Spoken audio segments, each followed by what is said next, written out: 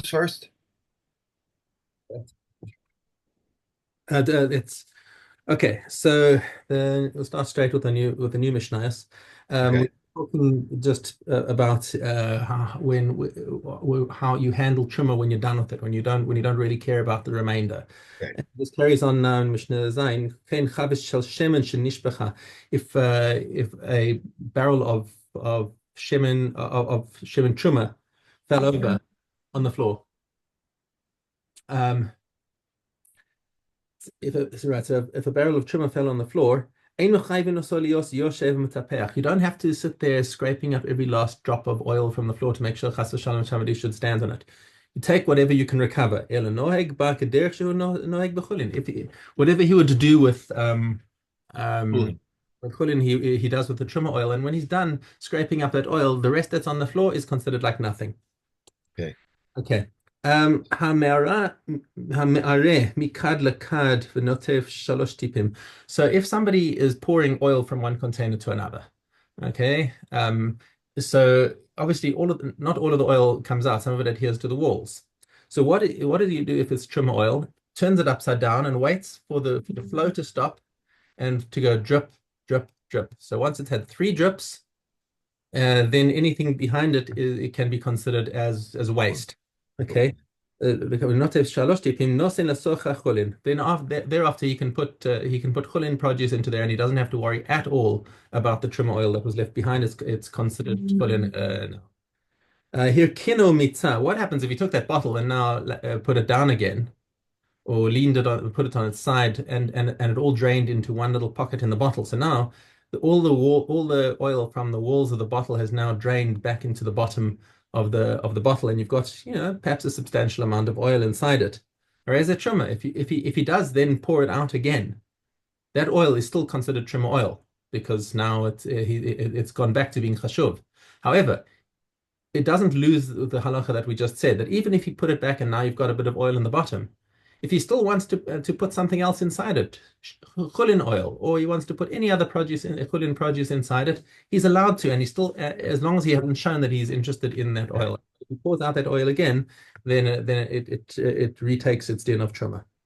The kama to hey bitrumas maser shel demai v'yolichin lekohen. So I'm not sure why we sort of suddenly context switch over here, but now we're talking in the middle of this Mishnah about demai. Remember demai? Demai is produce that we're Right. not sure. We're not sure if the Amaretz Cool. took Maser Rishon and Trumas Maser. So we're doing it as a chumrah. Okay, you can't make a bracha on it, but you've got to separate it, and you've got to separate out the Trumas Maser. So now this Trumas Maser has got a din of Truman, and you've got to give it to the Kohen. Okay, but what happens if there's no Kohen available, or if it's just such a small amount that, like, is this really worth making me schlep around to find a Kohen? And the answer is, echad mishmona lishminis, 1/8 of an eighth, 1/64th of an eighth. The original produce is of a log, and it comes out basically to a kortov, which is about a teaspoon. So there's about a teaspoon of trumas maaser, of trumas maaser from demai. Then you have to take it to the coin. But if it's less than this, then you don't. What we learn from this is if it's vadai, if it's trumas vadai, then it doesn't matter how small it is. You still have to take it to the coin. Okay. Mishnah tes karshine truma. Okay, so karshinim is translated usually as vetches. Honestly, I don't know what a vetch is, but it's some kind of vegetable that is typically used as animal fodder. But in a time of need, humans can also consume it.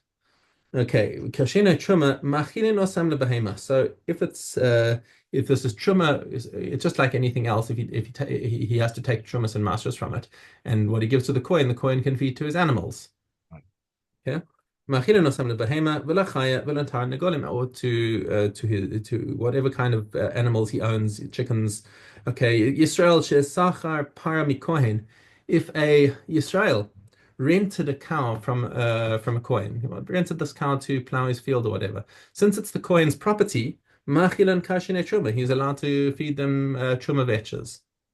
The Kohen, the counterpart, the Kohen shesacha param Israel. If the Kohen rents a cow from a Jew, afal pishim is a noso aleha.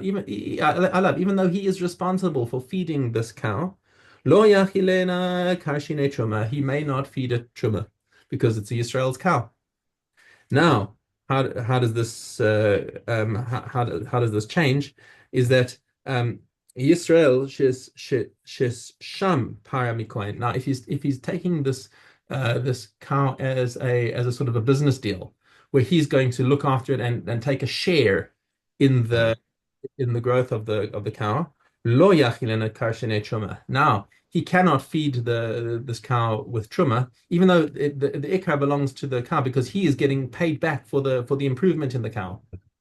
Okay, and the converse case, kohen shesham param Israel, if machila kashin truma, he is allowed to feed this animal truma because he is taking a share from the improvement in the cow.